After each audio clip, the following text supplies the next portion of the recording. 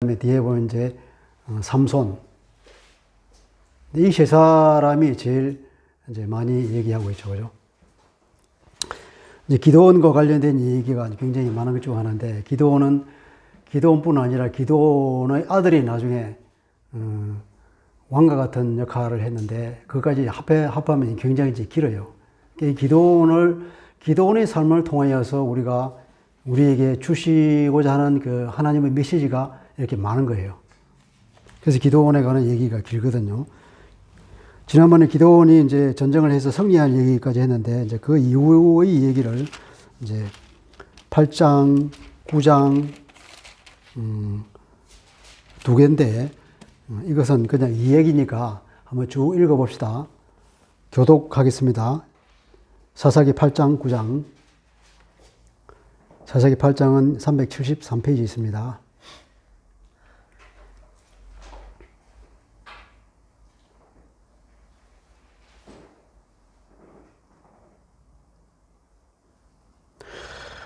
에브라임 사람들이 기드온에게 이르되 네가 미드안과 싸우러 갈 때에 우리를 부르지 아니하였으니 우리를 이같이 대접하면 어찌 됨이냐 하고 그와 크게 다투는지라.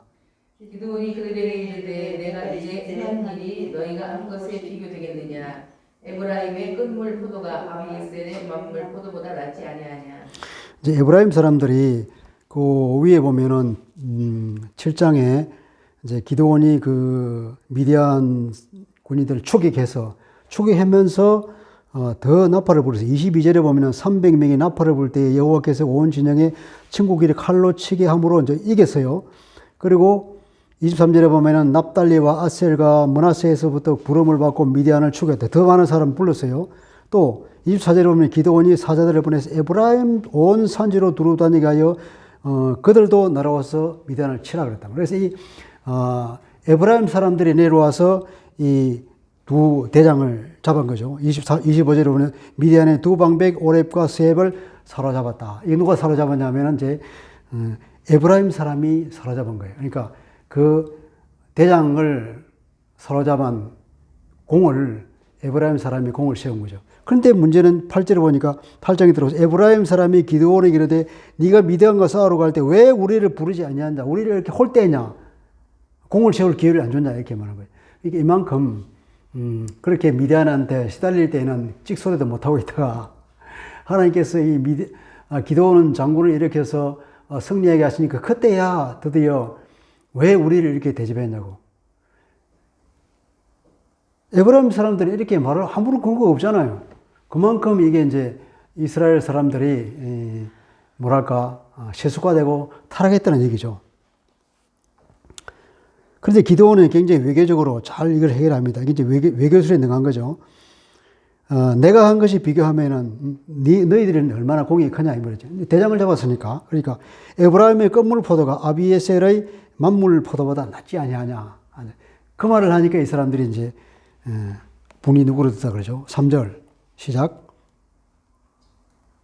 3절 제가 할 차례입니까? 하나님이 미디안의 방백 오렙과 스앱을 너희 손에 넘겨 주었으니 내가 한 일은 어찌 너희가 한 것과 비교되겠느냐 하니라. 기드온이 이 말을 하매 그때 그들의 노여움이 풀리니라. 기드온과 그와 함께한 자 300명이 유단강에 이르러 건너고 비록 피곤하나 추격하며 그가 숙고 사람들에게 이르러 나를 따르는 백성이 피곤하니 청하건대 그들에게 떡덩이를 주어라. 나는 미디안의 왕들인 세바와 살문나의 뒤를 추격하고 있노라 하니. 속옷의 관객들이 이르되 세바와 살문나의 손이 지금 내 손 안에 있다는 거냐. 어찌 우리가 내 군대에게 떡을 주겠느냐 하는지라. 기드온이 이르되 그러면 여호와께서 세바와 살문나를 내 손에 넘겨주신 후에 내가 들가시와 찔레로 너희 살을 찢으리라 하고 거기서 분누엘 올라가서 그들에게도 같이 구한즉 분누엘 사람들의 대답도 숙고 사람들의 대답과 같은지라. 기드온이 또 번누엘 사람들에게 말하여 이르되 내가 평안히 돌아올 때에 이 망대를 흘리라 하니라. 잠깐 여기서 보면 번누엘이라 하는 것이 이제 창세기 보면은 야곱이 도망가면서 하나님의 집이라 얼굴이라 하는 거죠. 버니엘 하는 거죠. 버니엘. 돌아왔습니까? 돌아올 때 야복강에서 기도할 때입니까? 어쨌든 이 버니엘 하나님 얼굴이라 하는 그것이 이제 이게 버누엘로 이렇게 이제 지명이 바뀌었다는 거죠, 그죠? 바로 그 얘기입니다. 버니엘이라는 지방이죠. 숫고소도 마찬가지로 옛날에 야곱이 양떼를 우리를 만들었던 그것이 이름이 돼서 숫곳이 된 거고. 그러니까 이게 버니엘이나 숫곳이라는 것은 요단강 동편에 있는 야곱의 행적과 관련이 있는 그런 지명이에요. 그러니까 일단 이 무슨 강입니까? 다니엘, 요단강 동편이라고 하니까 일단 요단강 서편인 본격적인 이스라엘 땅이 된 그쪽보다 더 오른쪽이니까 그만큼 이방의 그 영향이 더 많았던 곳이고, 그러니까 이 숫곳이나 버니엘 지방에 있는 사람들은 외부의 이스라엘 사람이 아닌 다른 곳에 대한 이게 두려움이 더 많은 거죠. 왜냐하면 그만큼 빨리 영향을 미치니까. 이스라엘이 하나님의 보호를 느끼지 못하는 거예요. 그러니까 이렇게 자기들을 피곤하게 했던 미디안 사람들을 추격해서 오는 기드온 장군에게 협조를 안 해주는 거지. 잘못해가 협조해 줬다가 나중에 미디안이 이기면 큰 코 다치니까 그런 거 아니에요. 그만큼 이게 이스라엘이 아주 형편없이 이제 내려앉았다는 증거 아닙니까? 이 정도로 그렇게 돼버리는 거죠. 자, 10절 시작. 이때 세바와 살문나가 발굴에 있는데 동방 사람의 모든 군대 중에 칼든 자 12만 명이 죽었고 그 남은 15,000명 가량은 그들을 따라와서 거기에 있더라. 원래 13만 5천 명이었거든요. 근데 12만 명이 죽고 나머지 15,000명밖에 안 남았다는 거죠. 그럼에도 불구하고 15,000명 대 몇 명이니까 300이잖아요.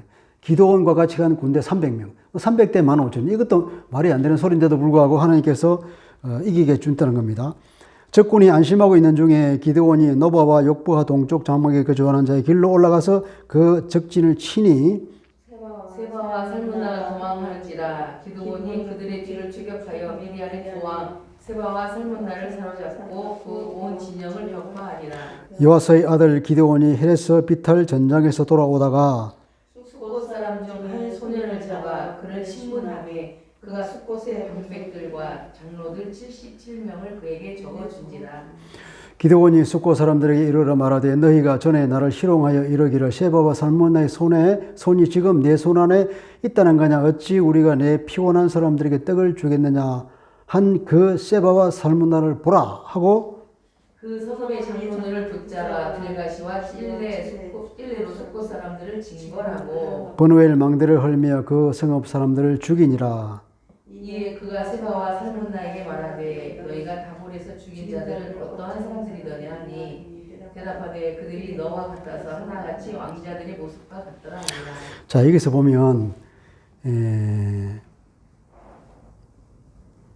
기드온이 하나님의 은혜로 인하여서 그 졸장부가 큰 장군이 됐잖아요.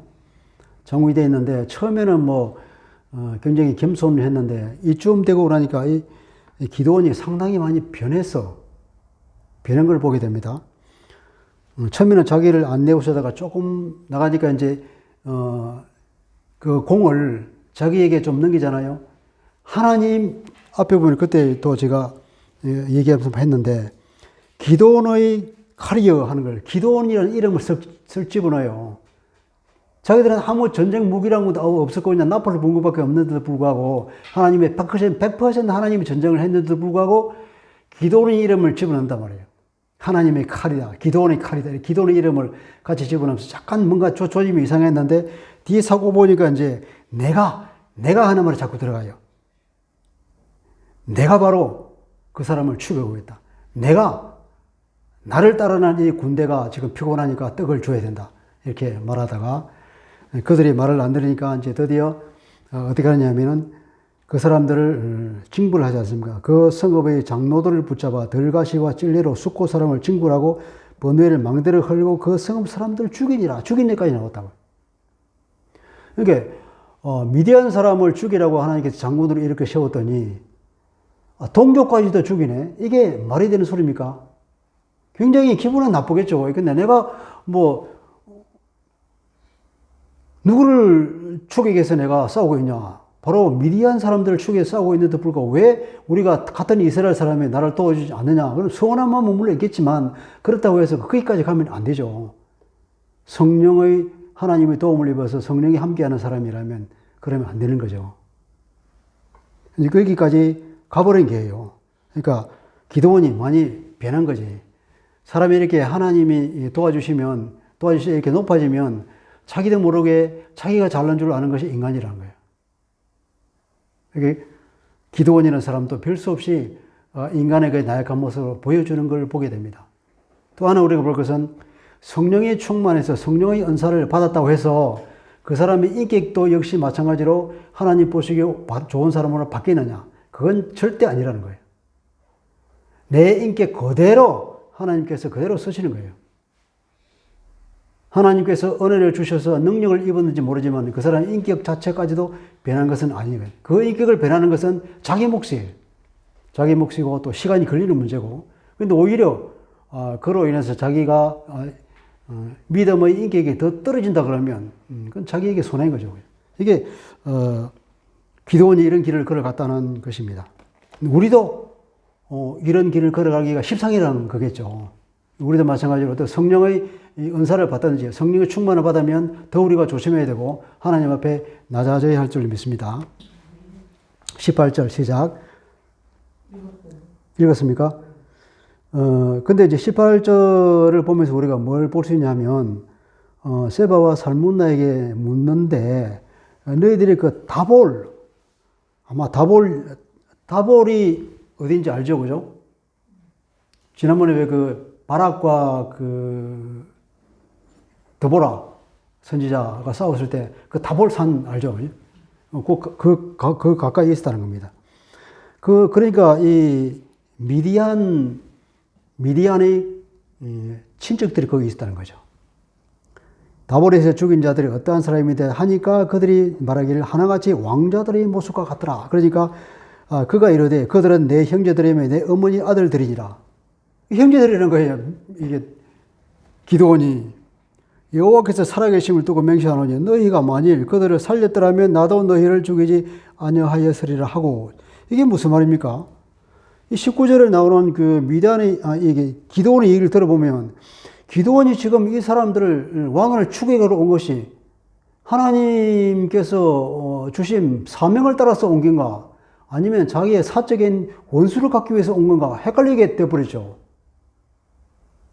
이렇게 지독하게 기도원이 사람들을 죽이게 온 것에 가만히 보니까 사적인 원수를 갖기 위해서 온 것이라 이 말이에요. 이게 기도원이 이 정도로 지금 많이 타락했습니다.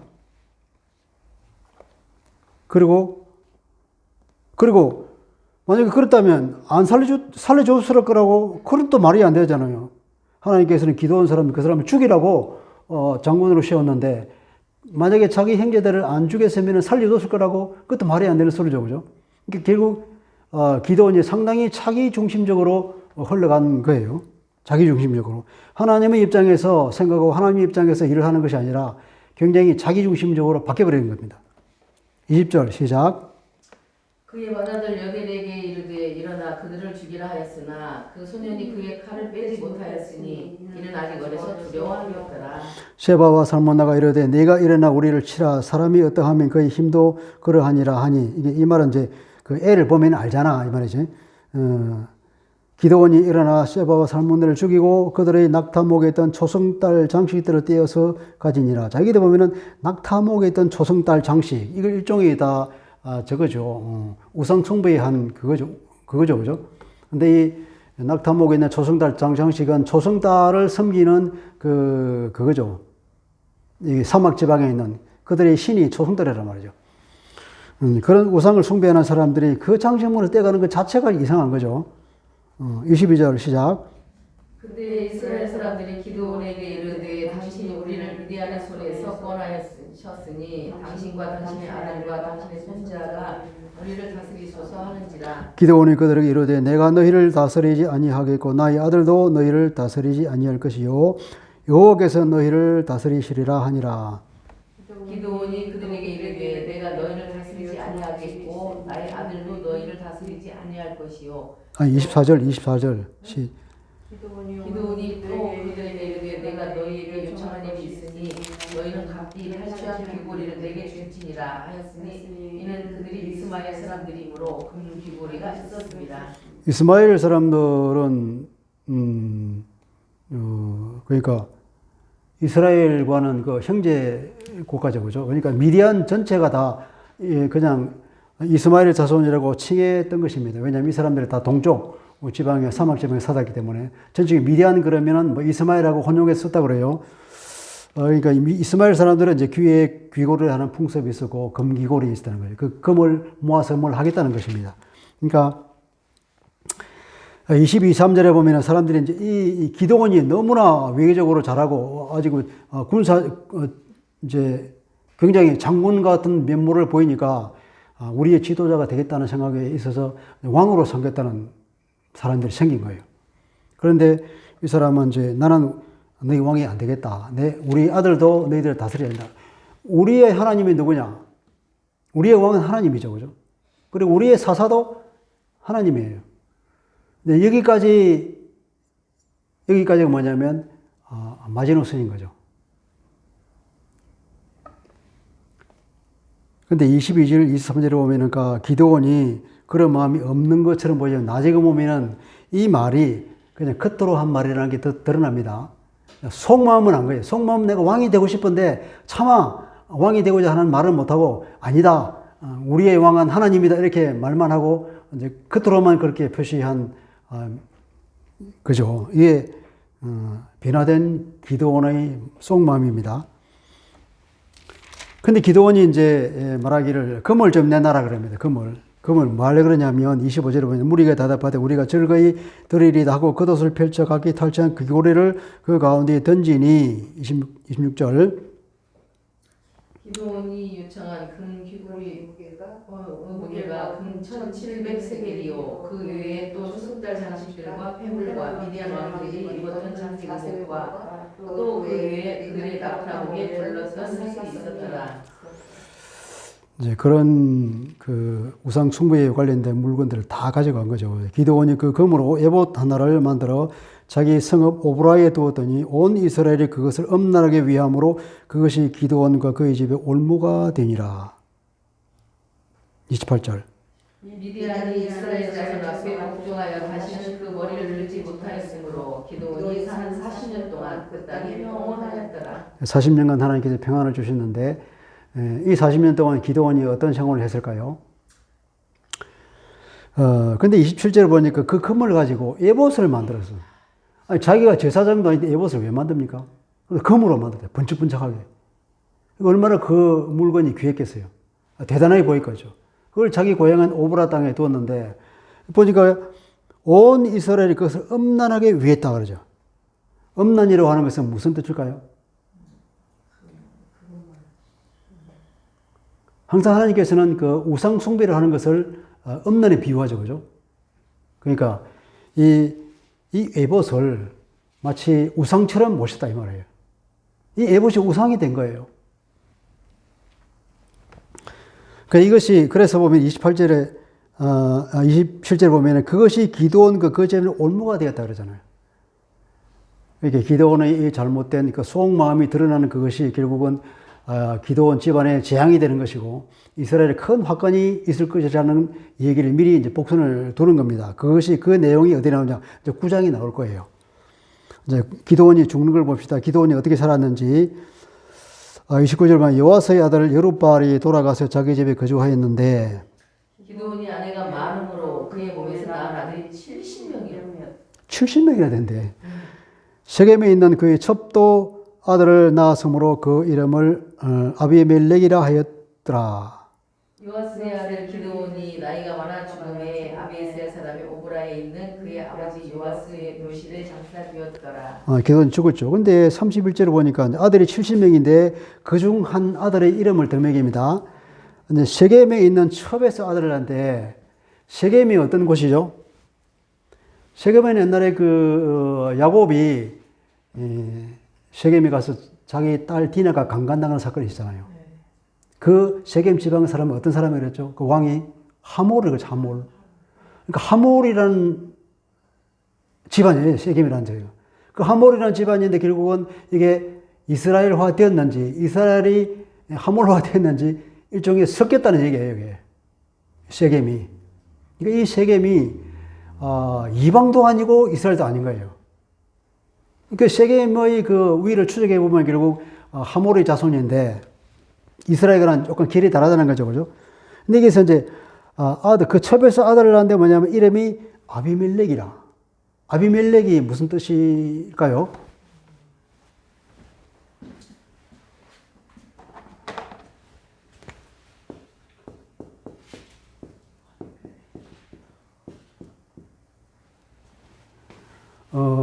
히브리 말로 아부 하면은 아버지라는 뜻입니다. 이 말에 우리나라 들어가서 아비가 된지 모르겠어요. 그러니까 여기다가 이를 붙이면 이가 이제 나이라는 뜻입니다. 나이.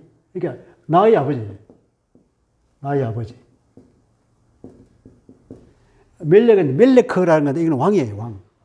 왕을 멜레크라 그러는데 그러면 아비 멜렉은 뭡니까? 아비, 나의 아버지. 나의 아버지는 왕이다. 기드온이 아들을 낳아놓고 그 아들 이름은 내 아버지는 왕이다. 저기서 뭡니까 이게? 그럼 이걸 통해서 보면 기드온이 나는 왕이다. 이 말이죠. 이게 기드온의 속마음인 게 이게 사람이 이렇게 쉽게 교만해지죠. 근데 이 아비멜렉이 이제 사고를 치는 거예요. 33절 보면 기드온이 이미 죽음에 이스라엘 자손이 돌아와서 바알들을 따라가 음행하였고 또 바알 브리스를 자기들의 신으로 삼고 이스라엘 자손이 주의 모든 원수들의 손에서 자기들을 건져내신 여호와 자기들의 하나님을 기억하지 아니하며 또 여룹바알이라 하는 기드온이 이스라엘에 베푼 모든 은혜를 따라 그의 집을 후대하지도 아니하였더라. 여기까지 보면 이제 기드온이 죽고 나니까 이제 또 완전히 원위치 되고 그뿐 아니라 기드온의 집안에 사람들이 아무도 알아주지 않고 후대도 안 하고 하나님도 다 잊어버리고 그렇게 돼버린 거죠. 여룹바알이라는 이름이 무슨 뜻인지 알죠, 그죠? 지난번에 보니까 하나님께서 바알의 그 사당을 헐으라 그랬을 때 기드온이 가서 헐어버렸잖아요. 그래서 이런 별명을 얻었잖아요. 이건 자랑스러운 별명이죠. 여룹바알은 이름을 그렇게 이름을 얻은 이 기드온이 이렇게 사사가 되고 나서 그 40년 동안의 삶을 얼마나 못 살았으면 하나님께 다시금 여룹바알의 이름을 들먹이면서 네가 여룹바알인데 너의 별명에 걸맞은 삶을 살지 못하여서 결국은 아무런 네가 죽고 난 뒤에 남은 결과가 열매가 하나도 없이 되어버렸다. 이런 책망의 말이 들어있다는 거죠. 이제 9장에 넘어갑니다. 여룹바알의 아들 아비멜렉이 세겜에 가서 그 어머니의 형제에게 이르되 그들과 그의 외조부의 집의 온 가족에게 말하여 이르되 청하노니 너희는 세겜의 모든 사람들이 귀에 말하라. 여룹바알의 아들 70명이 다 너희를 다스림과 한 사람이 너희를 다스림이 어느 것이 너희에게 나으냐. 또 나는 너희와 볼륨을 기억하라 하니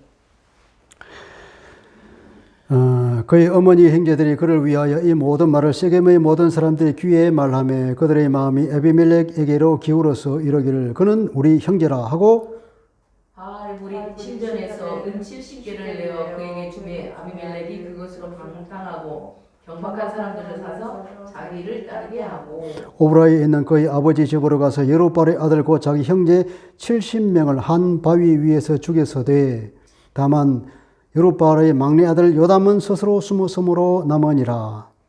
세겜의 모든 사람과 밀로 모든 족속이 모여서 세겜에 있는 상수리 나무 기둥 곁에서 아비멜렉을 왕으로 삼으니라. 자, 세겜에서 아비멜렉을 왕으로 삼는 일이 생겼습니다. 그런데 어떤 일이 생기냐면 이 아비멜렉이 자기 형제 70명을 다 죽여 요담 하나만 도망쳐버리고 나머지 69명을 다 죽였다는 거 아닙니까?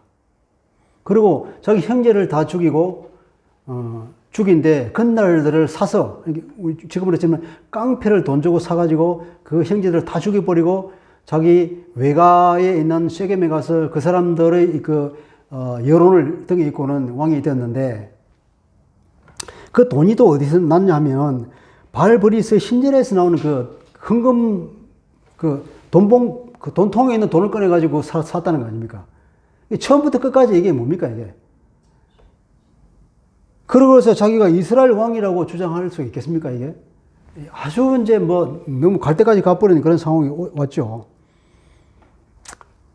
7절 사람들이 요담에게 그 일을 알림해 요담이 그리심산 꼭대기로 가서 서서 그의 목소리를 높여 그들에게 외쳐 이르되 세겜 사람들아 내 말을 들으라 그리하여야 하나님이 너희의 말을 들으시리라. 8절 나무들이 나가서 기름을 부어 자신들 위에 왕으로 삼으려 하여 감람나무에게 이르되 너는 우리 위에 왕이 되라 하매 감람나무가 그들에게 이르되 내게 있는 나의 기름은 하나님과 사람을 영원롭게 하나니 내가 어찌 그것을 버리고 가서 나무들 위에 우쭐대리요 한지라. 나무들이 또 무화과 나무에게 이르되 너는 와서 우리 위에 왕이 되라 하매 무화과 나무가 그들에게 이르되 나의 단것과 나의 아름다운 열매를 내가 어찌 버리고 가서 나무들 위에 우쭐대리요 한지라. 나무들이 또 포도나무에게 이르되 너는 와서 우리 위에 왕이 되라 하매 포도나무가 그들에게 이르되 하나님과 사람을 기쁘게 하는 내 포도주를 내가 어찌 버리고 가서 나무들 위에 우쭐대리요 한지라. 이에 모든 나무가 가시나무에게 이르되 너는 와서 우리 위에 왕이 되라 하매 가시나무가 그들에게 이르되 만일 너희가 참으로 내게 기름을 부어서 너희 위에 왕으로 삼겠거든 와서 내 그늘에 피하라. 그리하지 아니하면 불이 가시나무에서 나와서 레바논의 백향목을 사를 것이니라 하였느니라. 16절 이제 너희가 아비멜렉을 세워 왕으로 삼았으니 너희가 행한 것이 과연 진실하고 의로우냐 이것이 여롯바알과 그의 집을 선대함이냐 이것은 그의 손에 행한 대로 그에게 보답함이냐. 자, 그러니까 요담이 그걸 알고 세겜 사람들한테 얘기하는 거죠. 너 정말로 잘못된 어리석은 결정이다 하는 거예요. 이게 비유를 이제 우화를 들어서 얘기를 하고 있는 거잖아요. 그러니까 감람나무한테 왕이 되달라고 그랬더니 감람나무가 뭐라 그럽니까? 감람나무에서 기름이 나오잖아요. 감람나무가 올리브 나무거든요. 잘못된 번역인데 올리브 나무가 내게서 나오는 이 기름은 하나님과 사람을 영원롭게 하는 내가 어찌 그것을 버리고 사람들을 위해서 우쭐거리겠냐. 왕이 되어서 남에게 군림하고자 하는 그런 잘못된 그 허영심이라는 얘기고 자기가 가진 것을 가지고 하나님을 섬기는 그것이야말로 제대로 된 그러는 거죠. 내게 있는 것을 가지고 하나님을 섬겨야 그것이 제대로 된 것인데 나무 위에 군림하는 그런 우쭐거리는 것들 그런 교만한 마음을 그런 욕심을 채워주는 그것은 온당하지 않다는 거죠. 이게 감람나무가 그렇게 얘기하는 거예요. 그 다음에 가서 또 뭐라고 합니까? 이제 무화과나무가 있다. 무화과나무 마찬가지로 그렇게 하는데 내 이 아름다운 열매를 가지고 하나님을 섬겨야지.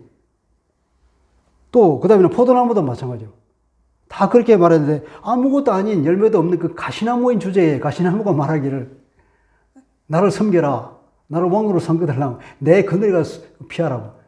그늘이라고 하는 것은 이게 왕의 그 보호를 상징하는 말로 구약에서는 쓰이거든요. 예, 가시나무인 주제에 무슨 그늘이 있어요. 그 나무를 찌를 뿐인데. 이게 가시나무가 그렇게 교만해서 하는 얘기잖아요. 내 그늘에 피하라. 그렇지 않으면 불이 가시나무에서 나와서 레바논 백향목을 살 것이라고 이런 어처구니만을 하고 있는데 바로 그 아비멜렉을 왕으로 삼은 것은 바로 가시나무를 왕으로 세운 것과 같은 것이다. 이렇게 말하는 겁니다. 그렇죠. 지금 아비멜렉을 왕으로 세웠으니까 이제 그것이 과연 온당한 행동이냐 그렇게 말하죠. 17절 우리 아버지가 전에 죽음을 무릅쓰고 너희를 위하여 싸워 미디안의 손에서 너희를 건져냈거늘 너희가 오늘 일어나 우리 아버지의 집을 쳐서 그의 아들 70명을 한 바위에서 죽이고 그의 여종의 아들 아비멜렉이 너희 형제가 된다고 그를 세워 세겜 사람들 위에 왕으로 삼았도다. 만일 너희가 오늘 여룻바알과 그의 집을 대접한 것이 진실하고 의로운 일이면 너희가 아비멜렉으로 말미암아 기뻐할 것이요 아비멜렉도 너희로 말미암아 기뻐하려니와 그렇지 아니하면 아비멜렉에게서 불이 나와서 세겜 사람들과 밀로 집을 살 것이요 세겜 사람들과 밀로 집에서도 불이 나와 아비멜렉을 살 것이니라. 이제 이게 여기서는 하나님께서 개입하지 않으시죠, 그죠? 하나님께서는 그냥 숨어 계십니다. 왜냐하면 너무 처참한 상황이니까 하나님께서 그냥 보고만 계시는 거예요. 보고 계시는데 결국은 이 요담이 한 말을 가지고 하나님께서는 그 말을 사용해서 이제 아비멜렉을 징계하는 내용인데 이게 나중에 그 현실화될 거예요. 보면 그렇잖아요. 너들끼리 지금은 짝짝꿍이만 해서 서로 기뻐하겠지만 왕으로 세우고 우리 고향에서 왕이 나왔다고 좋아하겠지만 그러나 좀 있어봐 이 말이에요. 20절에 보면 아비멜렉에게서 불이 나와서 세겜 사람들과 밀로의 집을, 아마 밀로의 집은 세겜 사람 중에서도 유력한 집안이고 거기 아마 이 아비멜렉의 그 어머니 집안 같아요. 그러니까 외가 집안 같아요. 밀로의 집을 불살할 것이다. 그리고 세겜 사람들과 밀로의 집에서도 불이 나와서 아비멜렉을 불살할 것이다. 이제 예언 같은 말을 하는데 하나님께서는 그것을 현실화시켜 줄 것입니다. 요담의 그의 형제 아비멜렉 앞에서 도망하여 피해서 브엘로 가서 거기서 거주하니라. 22절. 아비멜렉이 이스라엘을 다스린 지 3년에 하나님이 아비멜렉과 세겜 사람들 사이에 악한 영을 보내심에 세겜 사람들이 아비멜렉을 배반하였으니 이는 여루바알의 아들 70명에게 저희는 포악한 일을 갚되 그들을 죽여 피 흘린 죄를 그들의 형제 아비멜렉과 아비멜렉의 손을 도와 그의 형제들을 죽이게 한 세겜 사람들에게로 돌아가게 하시리라. 세겜 사람들이 산들의 꼭대기에 사람을 매복시켜 아비멜렉을 엿보게 하고 그 길로 지나는 모든 자를 다 강탈하게 하니 어떤 사람이 그것을 아비멜렉에게 알리니라. 에벳의 아들 가알이 그의 형제와 더불어 세겜에 이르니 세겜 사람들이 그를 신뢰하니 그들이 밭에 가서 포도를 거두어다가 밟아 짜서 연회를 베풀고 그들이 신당에 들어가서 먹고 마시며 아비멜렉을 저주하니 28절 시작. 에벳의 아들 가알이 이르되 아비멜렉은 누구며 세겜은 누구이기에 우리가 아비멜렉을 섬기리요 그가 여루바알의 아들이 아니냐 그의 신복은 수불이 아니냐 차라리 세겜의 아버지 하몰의 후손을 섬길 것이라 우리가 어찌 아비멜렉을 섬기리요. 예, 이제 3년쯤 지나니까 하나님께서 악한 영을 보냈다 그러죠. 재앙을 보낸 거죠. 예, 이게 악한 영을 보내기 때문에 원래는 라라고 하는 것은 재앙이라는 뜻이에요. 재앙을 그들에게 보냈는데 어떤 식으로 재앙이 일어날 거냐. 가을이라고 하는 어떤 건달 하나가 나타난 거죠. 나타나서 이제 그 사람들을 다 이제 선동하는 겁니다. 야, 아비멜렉이 뭔데? 우리 세겜이 아비멜렉을 섬기냐? 우리는 하몰의 후손 아니냐? 아비멜렉은 누구냐? 기드온의 아들인데 저는 이스라엘 사람 아니냐? 우리가 왜 이스라엘 섬겨? 그렇게 선동하는 거죠. 그렇게 선동하는 겁니다. 28절에 보니까 세겜의 아버지, 차라리 세겜의 아버지 하몰의 후손을 섬기지 우리가 어찌 아비멜렉을 섬기리요? 그러면서 이제 그렇게 비방하는 겁니다. 29절에 이 백성이 내 수하에 있었더라면 내가 아비멜렉을 제거했으리라 하고 아비멜렉에게 이르되 내 군대를 증원해서 나오라 아니라 선전포고를 하는 겁니다. 23절 시작.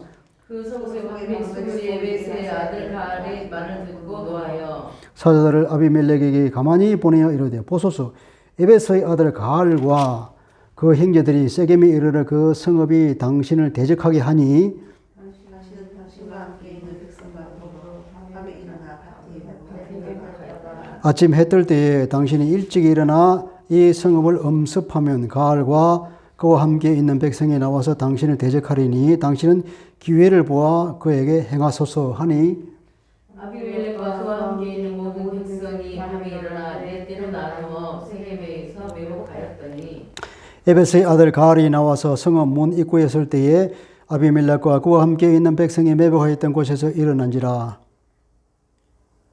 가알이 그 백성을 보고 수불에게 이르되 보라 백성이 산 꼭대기에서부터 내려오는도다 하니 수불이 그에게 이르되 내가 산 그림자를 찾아서 보았느니라 하는지라.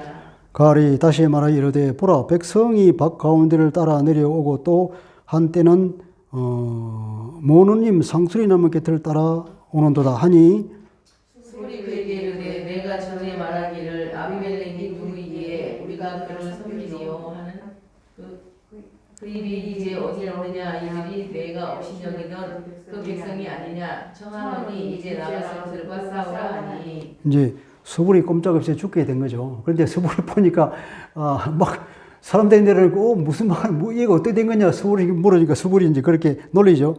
30절 시작. 그 성소에 아비멜렉이 누구에게 우리 그거를 섬기려 하던 너희 그 입이 어딨냐? 그때는 기고만장 하더니 이제 풀이 죽었어? 나가서 한번 싸워봐. 이렇게 이제 조롱하는 겁니다. 39절 가알이 세겜 사람들보다 앞서서서 나가 아비멜렉과 싸우다가 아비멜렉이 그를 추격하니 그 앞에서 놓고 도망하였고 부상하여 엎드러진 자가 많아 성문은 이곳까지 이르렀더라.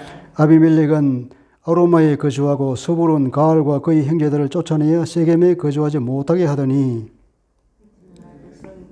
아비멜렉 이튼 42절 시작 이튿날 백성이 들어 다음에 사람들이 그것을 아비멜렉에게 알리니라. 아비멜렉이 자기 백성을 세 무리로 나누어 밭에 매복시켰더니 백성의 성에서 나오는 것을 보고 일어나 그들을 치되 아비멜렉과 그때는 돌격하여 성문 입구에 서고 두 무리는 밭에 있는 자들에게 돌격하여 그들을 죽이니 아비멜렉이 그날 종일토록 그 성을 쳐서 마침내는 점령하고 거기 있는 백성을 죽이며 그 성을 헐고 소금을 뿌리니라. 세겜 망대의 모든 사람이 이를 듣고 엘브릿 신전으로 보러 들어갔더라. 자, 이제 드디어 그런 일이 생겼죠. 아비멜렉에서 불이 나온 거예요. 불이 나서 세겜을 다 불살라버린 거죠. 그죠? 이런 일이 생긴 겁니다. 그러니까 세겜 망대에 사람을 보고 있다가 이제 도망을 간 거죠. 엘브릿 신전 보러로 들어갔더니 세겜 망대의 모든 사람들이 모인 곳이 아비멜렉에게 알려짐에 48절 시작 아비멜렉 및 그와 함께 있는 모든 백성이 살문산에 오르고 아비멜렉이 손에 도끼를 들고 나뭇가지를 찍어 그것을 들어올려 자기 어깨에 메고 그와 함께 있는 백성에게 이르되 너희는 내가 행하는 것을 보다니 빨리 나와 같이 행하라 하니 모든 백성들도 각각 나뭇가지를 찍어서 아비멜렉을 따라 보로 위에 놓고 그것들이 얹혀 있는 보로 위에 불을 넣으며 세겜 망대에 있는 사람들이 다 죽으니 남녀가 약 1000명이었더라. 이렇게 아주 비참한 결과가 생기는 거죠. 나무를 해다 가지고 망대에다 불을 질러버리니까 그 망대에 도망가 피신해 있던 사람은 다 죽었는데 1000명이 됐다는 거예요. 그 당시 1000명이면 엄청난 숫자 아닙니까? 아비멜렉이 데베소에 가서 데베소에 맞서 진치고 그것을 점령하였더니 이게 51절이네. 성읍 중에 견고한 망대가 있으므로 그 성읍 백성의 남녀가 모두 그리로 도망하여 들어가서 문을 잠그고 망대의 꼭대기로 올라간지라. 52절 아비멜렉이 망대 앞에 이르러 공격하며 망대의 문에 가까이 나아가서 그것을 불사르리 하더니 또 불살라라 그랬죠. 53절 보니까 한 여인이 맷돌 윗짝을 아비멜렉의 머리 위에 내려던져 그의 두개골을 깨뜨리니 아비멜렉이 자기의 무기를 든 청년을 급히 불러 그에게 이르되 너는 칼을 빼어 나를 죽이라. 사람들이 나를 가리켜 이르기를 여자가 그를 죽였다 할까 하노라 하니 그 청년이 그를 찌르되 그가 죽었지라. 55절 이스라엘 사람들이 아비멜렉이 죽은 것을 보고 각각 자기 처소로 떠나갔더라. 아비멜렉이 그의 형제 70명을 죽여 자기 아버지에 대한 악행을 하나님이 갚으셨고 이 일은 모두가 누가 한 것이라고 그랬죠? 하나님이 한 것이라고 그랬죠. 그죠? 하나님이 그 악행을 보복하셨다는 겁니다. 또 세겜 사람들의 모든 악행을 하나님이 그들의 머리에 갚으셨으니 여룻바알의 아들 요담의 저주가 그들에게 응하니라. 이게 뭡니까? 역사적 사실이잖아요. 그죠? 역사 기록이에요. 역사 기록을 통하여서 이제 교훈을 주고자 하는 거죠. 이 교훈은 이스라엘 사람들뿐 아니라 오늘 예수를 믿는 우리도 마찬가지 우리에게도 주는 동일한 교훈이기도 합니다. 이렇게 기드온이 하나님 앞에서 기드온이 그렇게 나아가는 사람이 있는데 그 포도주 틀에 숨어가지고 타작을 하던 그런 졸장보였지 않습니까? 그런 기드온을 또 하나님께서는 용사여, 큰 용사여 하면서 이제 사자를 보내서 그로 하여금 큰 용사로 만들었습니다. 이제 쫄장부에서 큰 용사가 될 때까지 이 사람이 용사가 될 때까지 하나님께서 얼마나 오래 참아줬는지 압니까? 처음에는 용사를 만들기 위해서 그렇게 나오죠. 바알 신전을 부셔버려라. 바알 신전을 부시고, 그 전에 이제, 그 사람이 말하고 있는 하나님이 사자인 것을 알기 위해서 징조를 달라고. 그러니까 제사를 내봐라. 그랬더니 그 양을 제사로 드렸는데 하늘에서 불이 내려와서 살라버리잖아. 바위 위에서. 그런 징조를 주었죠. 그리고 바알의 신전을 부셔버렸는데 부셔버리고 나서도 이 기드온은 두려움이 있는 거예요. 그 지방의 신이 지금 누구예요? 바알 신이단 말이죠. 바알 신을 다 섬기고 그때인데 이 바알은 무슨 자면 이거는 다산 풍요의 신이고 이 비를 주관한다고 믿는다고 해요. 비. 그죠? 그 당시 비가 중요한 거예요. 비가 와야 제때 와줘야만이 곡식이 잘 되는데 이 바알이 바로 비를 주장한다고 믿었던 그 신이거든요. 근데 바알의 딸 하나가 이름이 이슬이라는 거예요. 뜻이 이슬이라는 건데. 그래서 그 쏨뭉치 그 시험이죠. 이슬 시험. 하나님, 내가 쏨뭉치를 갖다 놓을 테니까요. 다른 데 이슬이 다 내려도 요거는 뽀송뽀송하게 해주십시오. 그렇게 기적을 베풀어요. 그러면 하나님인 줄 알겠습니다. 그래, 그렇게 해주지. 그렇게. 그러니까 이 이슬을 말하는 거예요, 이슬. 이 기드온이 아직도 두려움이 있다는 증거예요. 이 바알 신전을 내가 파쇄했으니 이 비를 안 내려줄 게 아니냐. 그런데 하나님께서 그걸 들어준 거예요. 비를 주관하는 분은 바로 바알이 아니라 하나님이구나. 알게 해준 거죠. 거꾸로 더 했죠, 그죠? 그렇게 하고. 그래도 이 바알이, 기드온이 이제 못 믿는 거죠. 못 믿어서 어떻게 하냐면 군대를 계속 부르는 거예요. 나팔을 불어서 군대를 모으고 또 모으고 그래서 35,000명까지 모았습니까? 35,000명? 그렇게 말하시면 그냥 바로 전쟁에 나가면 되는데 계속 군대를 모으는 거예요. 왜냐하면 저쪽이 135,000명이야. 이게 잽이 안 되는 거지. 그래서 부르고 오도 또 부족하고 계속 부르는 거야. 그런데 하나님께서는 뭐냐면 계속 군대를 줄였다 그랬죠. 줄이고 해가 네가 300명만 많은 거예요. 하나님이 함께 하시면 이긴다는 그런 믿음이 없는 거지. 하나님께서는 그때까지도 계속 기다려주는 거예요. 마지막까지 어떻게 기다렸습니까? 전쟁에 나간 그날 저녁에 아직도 네가 두렵지. 그럼 내려가봐. 내려갔더니 얘기를 싹 들어보니까 한밤중에 꿈 얘기하는 거 들었죠, 그죠? 보리등을 한다고 오더니 우리 텐트를 탁 치니까 했다가 홀라당 뒤집어졌더라. 야, 이게 무슨 꿈일까? 한 모양이 있다가 야, 큰일 났네. 지금 바로 기드온의 칼이야. 우리 다 죽었어. 그런 말 하는 거예요. 그런 꿈이 왜 그때 꾸어졌으면 그런 꿈 해석을 왜 그런 식으로 해석할까? 하나님이 주신 거란 말이에요. 그러니까 기드온이 그 말을 듣고 드디어는 하나님이 함께 하시네. 그 용기 백배가 돼가지고 그때부터 이제 장군이 된 거예요. 그러면 하나님께서 우리에게 붙여주셨다 하면 그 말이 처음 나오는 거예요. 그때까지 얼마나 하나님께서 오래 참으셨습니까? 그렇게 해서 하나님께서 기드온을 장군으로 세웠더니 점점 그 하나님의 영광을 자기가 조금씩 도둑질 하더니 이제 점점 이렇게 사람이 타락해져 가지고 마음속으로는 왕이 된 거지. 왕이. 그렇게 해서 그 재앙이 어떻게 되냐. 그 아들 대에 나가서 이름을 아비멜렉이라고 지었더니 이놈이 완전히 사고를 쳐가지고 전무후무한 이런 사건이 터져버리지 않습니까? 세겜 지방이 막 불러 서로 술 죽이고 하고 동족 안에서 이런 사건이 터져버렸다. 그러니까 하나님의 은혜를 받는 것과 나의 인격이 하나님 앞에서 올바로 서는 것은 참 별거의 문제구나. 우리가 하나님의 은혜를 받으면 내가 얼마나 쉽게 타락할 것인가. 내가 가진 이것이 내 능력으로 되는 것이 아니라 다 하나님께 주셨구나 하는 것을 우리가 알고 내가 많은 것을 가지면 가질수록 내가 어떤 위치에 가면 갈수록 더 겸손해질 줄 알아야 된다는 거죠. 그리고 하나님이 함께 하시면 우리는 모든 것이 해결된다 하는 믿음도 우리가 가져야 될 것이고 그런 것들을 보면 기드온과 그 아들 아비멜렉의 얘기를 보면서 우리에게 하나님께서 많은 메시지를 주는 것이에요. 이렇게. 이게 역사라고 하는 것이 저렇게 우리에게 하나님께서 가르쳐 주기 위해서 역사를 기록한 것입니다. 기도하겠습니다. 하나님 아버지, 기드온과 그 아들 아비멜렉의 일을 사사기 기록을 통해서 보게 됩니다. 하나님, 우리가 가진 것이 내 노력으로 된 것이 아님을 고백합니다.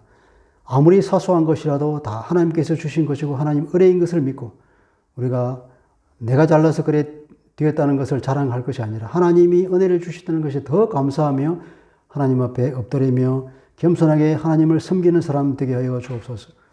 기드온이 겉으로는 왕이 되지 않겠다고 말했지만 그 속마음으로는 왕이 되고 싶은 그 마음이 남아 있었기에 그 아들 이름을 말하기를 내가 왕이라고 지어준 그것을 보게 됩니다. 하나님, 내 마음 속에는 숨어있는 이 교만을 깨뜨립니다.